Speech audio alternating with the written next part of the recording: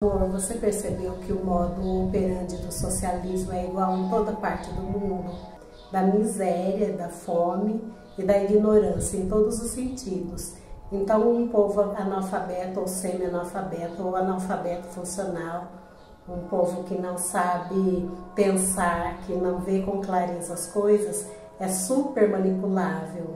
E uma pessoa com o pires na mão, quando ela está em extrema fome e desesperada e sem saúde, ela faz tudo o que você quer que ela faça.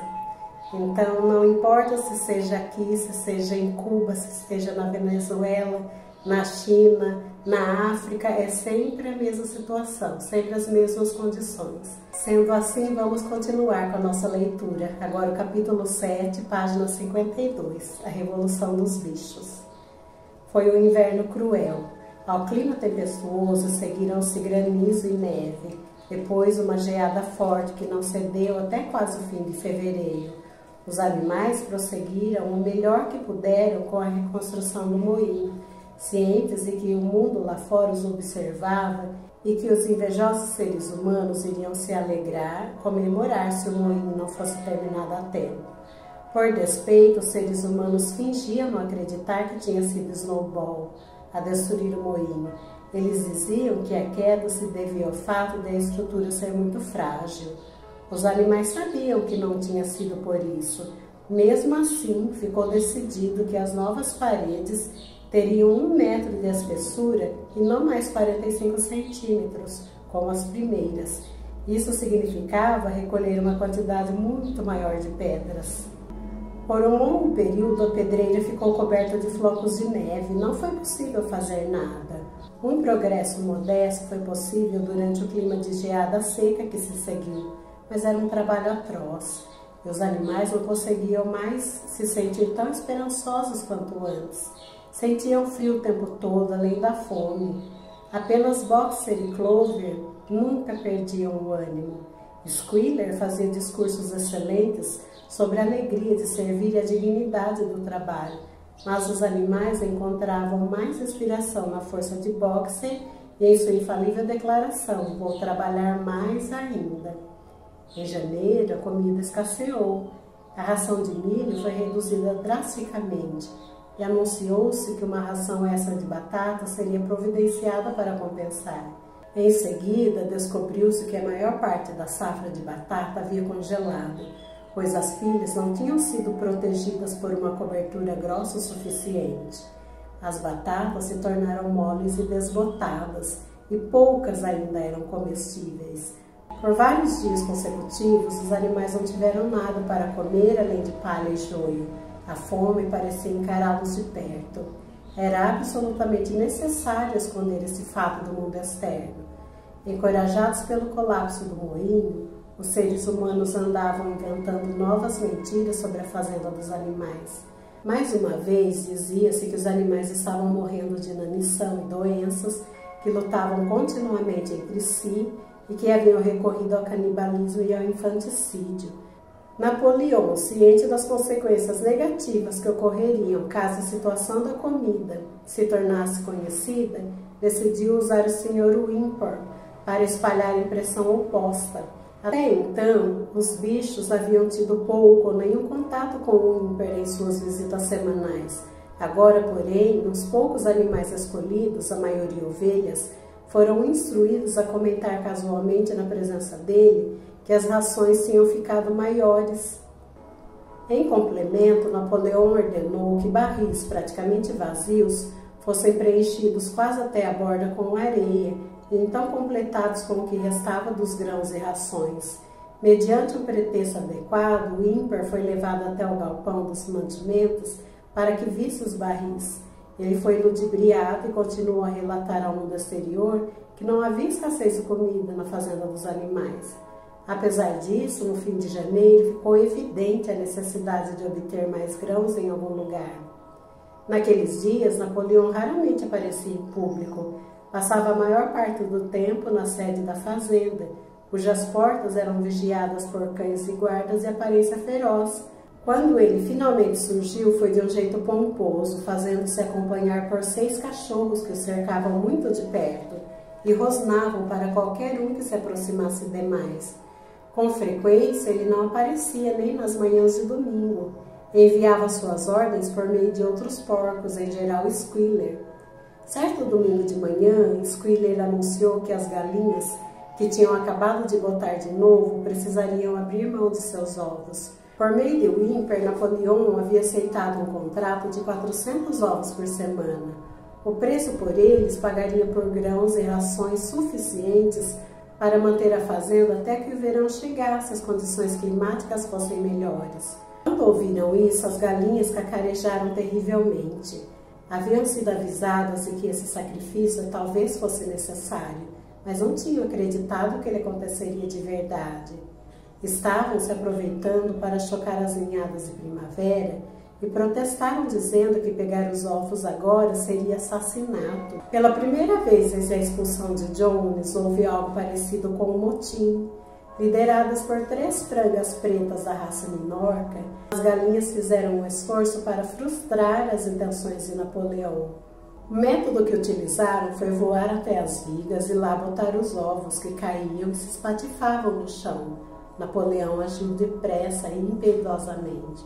Ordenou que as rações das galinhas fossem suspensas e decretou que qualquer animal que lhes desse milho, nem que fosse um único grão, seria punido com a morte. Os cães se certificaram do cumprimento da ordem. Por 5 dias as galinhas resistiram, depois capitularam e voltaram aos nichos onde chocavam. Nesse intervalo, 9 galinhas morreram. Os corpos foram enterrados no pomar. Espalhou-se a notícia de que elas haviam morrido de coccidiose. Whymper nada soube do caso. Os ovos eram devidamente entregues. A caminhonete do merceeiro passando na fazenda uma vez por semana para levá-los embora. Durante todo esse tempo, nada mais se soube de Snowball. Boatos diziam que ele estava escondido em uma das fazendas vizinhas, ou Foxwood ou Pinkfield. Nessa época, a relação de Napoleão com os outros fazendeiros estava um pouco melhor do que antes. Acontece que havia no pátio uma pilha de tábuas estocadas ali 10 anos antes, quando um bosque de faíscas foi derrubado. A madeira estava em boas condições e Whymper aconselhou Napoleão a vendê-la. Napoleão, porém, hesitava entre os 2 possíveis compradores, incapaz de tomar uma decisão. Observou-se que sempre que ele parecia a ponto de chegar a um acordo com Frederick, declarava-se que Snowball estava se escondendo em Foxwood, ao passo que quando ele se inclinava em favor de Pilkington, dizia-se que Snowball estava escondido em Pinchfield. De repente, no início da primavera, uma coisa assustadora foi descoberta.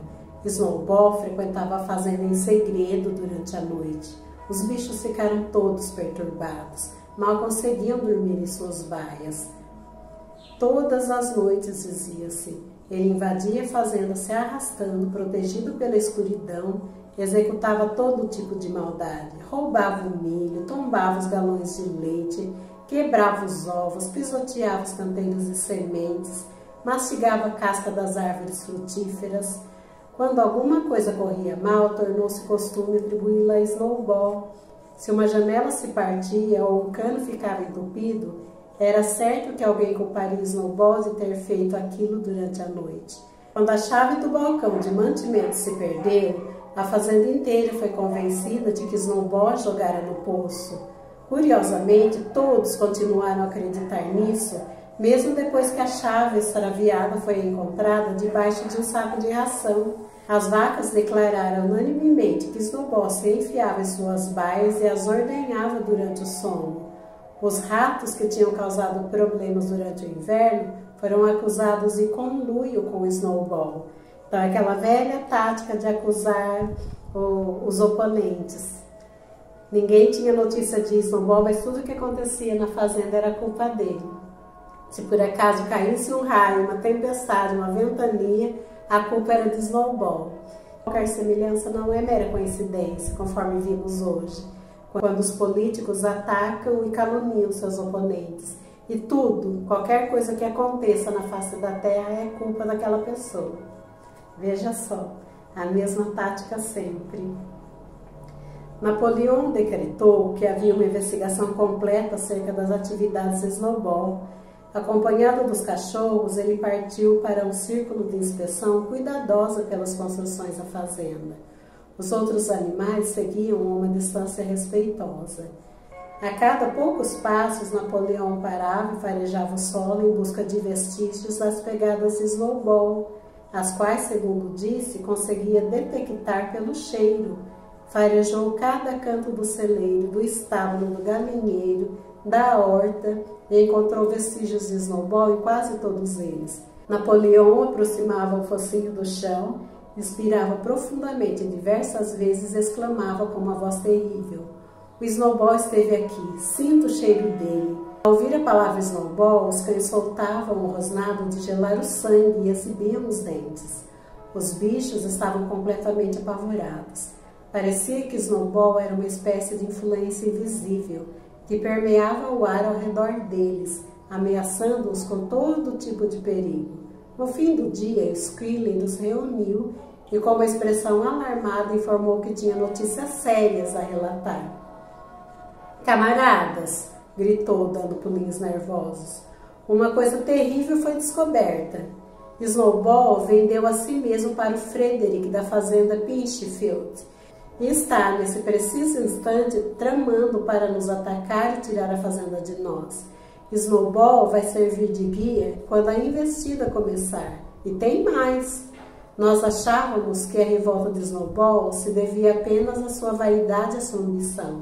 Mas nos enganamos, camaradas. E sabem qual foi a verdadeira razão? Snowball estava aliado a Jones desde o princípio. Ele foi o agente secreto de Jones todo esse tempo. Tudo isso foi provado por documentos que ele deixou para trás, que nós acabamos de descobrir.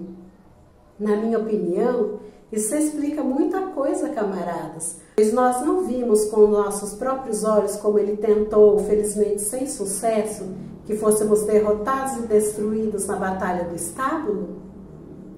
Os animais ficaram estupefados. Aquilo era uma maldade que ultrapassava muitíssimo a destruição do moinho provocada por Snowball. Mas levou alguns minutos antes que eles conseguissem absorver tudo aquilo.